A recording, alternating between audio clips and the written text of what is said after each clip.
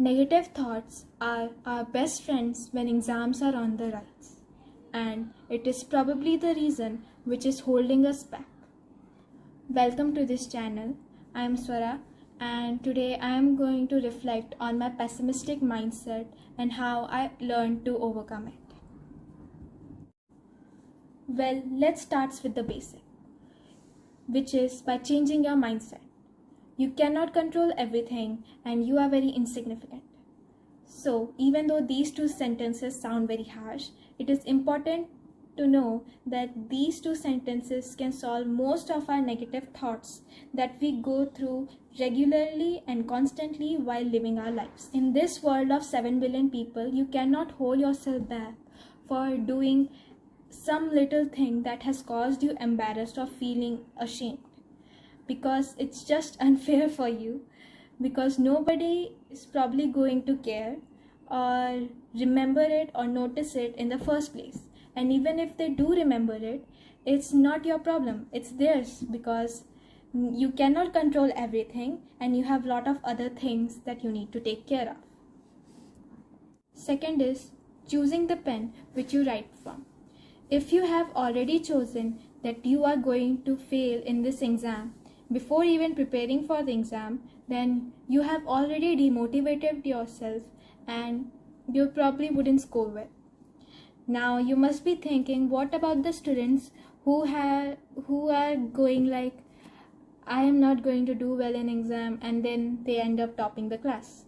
There can be two cases, that they are just lying. Some of them are lying, and the next case can be that they are just perfectionists and they are always hoping for getting full scores or perfect scores, or that they have again repeated their mistakes or something like that. Now the third point is, your environment is promoting your negative thoughts. Look around yourself. Where are you sitting? Are you sitting in a well-lit room or in a dull place? Is your room have proper ventilation and sunlight?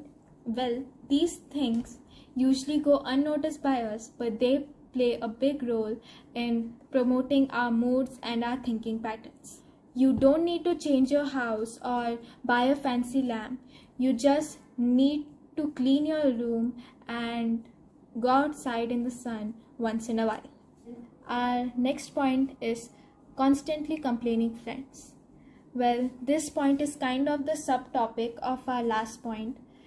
What it means is that if you are surrounding yourself with friends who are constantly complaining, and actually they are having a party of complaining about anything, then you will end up catching up to them, which is not good. Now the last point is, make future and past friends with your present. You must have heard about the popular saying, live in the present.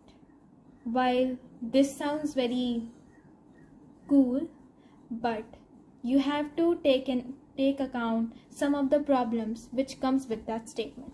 You have to take account of your past and learn from its insight and apply them in present and drive your present towards your desired future.